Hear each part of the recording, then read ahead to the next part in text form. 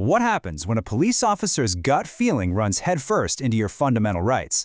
Well, that's exactly what we're going to unpack today by diving into R.V. Simpson, a landmark Canadian case that drew a sharp, clear line in the sand and totally changed the rules for police stops. Okay, so let's get right into it. This whole story, this entire legal precedent, really boils down to one simple question. When can the police actually stop you for an investigation when all they have to go on is a hunch? To get the answer, we've got to go back in time to a cold night on December 5th, 1989. All right, part one, a tip, a hunch. Every police investigation has to start somewhere, right? Usually it's with a little piece of information, but as we're about to see, the quality of that information, well, it can make all the difference in the world. So what was this so-called tip? It came from an internal police memo, and it mentioned an unnamed street contact. Now, the officer on the case, Constable Wilkin, had no idea who this source was, if they were even remotely reliable, or how old this information was. Basically, the entire investigation was built on a house of cards. And this is where it gets really interesting.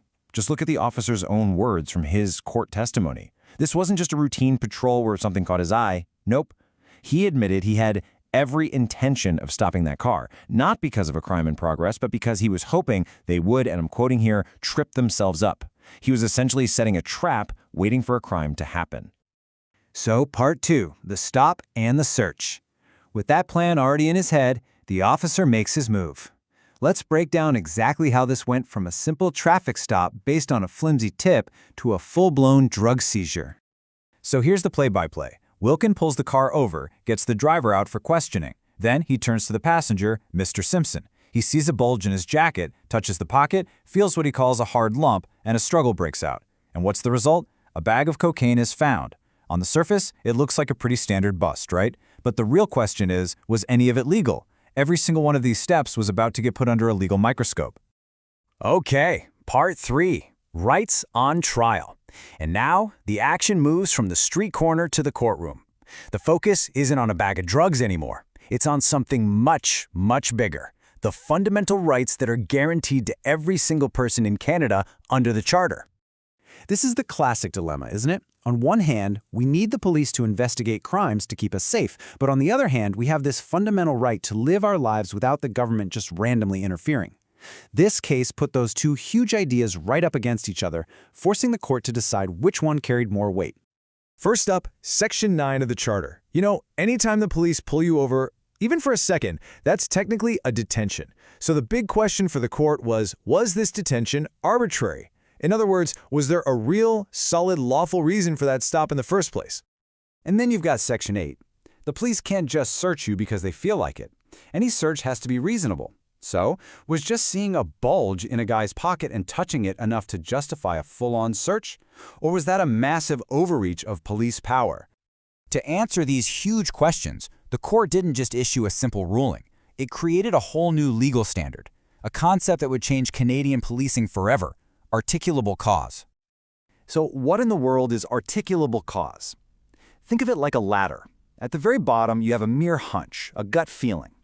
At the very top, you have reasonable and probable grounds, which is what you need to actually arrest someone. Articulable cause is that crucial rung right in the middle. It's not enough to arrest someone, but it's just enough to justify a quick investigative stop.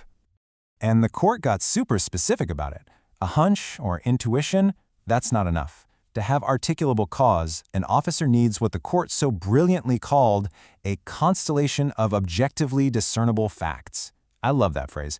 It just means a collection of real, observable things you can point to and explain. And all those facts, together, have to create a reasonable suspicion that a specific person is involved in a specific crime. And this table just lays it all out perfectly. It shows exactly why the officer's reasoning completely fell apart. That tip he had, totally unverified. The fact that someone visited the house, well, that's not a crime. And his hunch? The court was crystal clear. An officer's intuition, no matter how good they think it is not objective evidence. When you line it all up, the conclusion is just unavoidable. There was no real factual basis for this stop. Period. Okay, part 5, a landmark ruling. So with no articulable cause, the entire foundation of the case just crumbles into dust.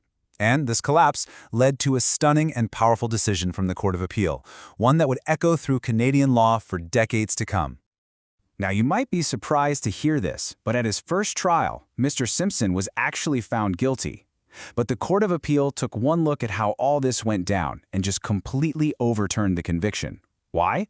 Because his rights had been violated from the very second those police lights flashed on. The court's logic was a straight line. The stop, the detention, was arbitrary. That's a violation of Section 9. The search was unreasonable. That's a violation of Section 8. Therefore, the evidence they found because of those violations, the cocaine, was tainted. The court ruled it couldn't be used. It was thrown out. And you've got to hear this quote from the court's decision. They called it a double-barreled infringement. Wow, that's such a powerful way of saying the police didn't just bend the rules here, they broke two of the most important ones. The court basically said the only reason these drugs were found was because of these illegal actions, and allowing that evidence would make the whole justice system look bad. So why does all this matter today? What's the lasting legacy here? It's this clear, bright line. The court built a firewall between a police officer's hunch and a citizen's freedom. It sent a message loud and clear. Your authority is not absolute. Your actions have to be backed up by objective, verifiable facts. And get this decision was handed down in 1993. For over 30 years now, this standard of articulable cause has been the law of the land, acting as a guardian, a legal shield that protects people in Canada from random stops based on nothing more than a gut feeling. So let's boil it all down. What's the bottom line here? It means police can't stop you just because you're in a so-called bad part of town. It means to detain you for an investigation, they need actual, specific, objective reasons. That's articulable cause. And it means that if police violate your rights to find evidence, that evidence can and likely will get thrown right out of court. It's all about protecting us from baseless police interference.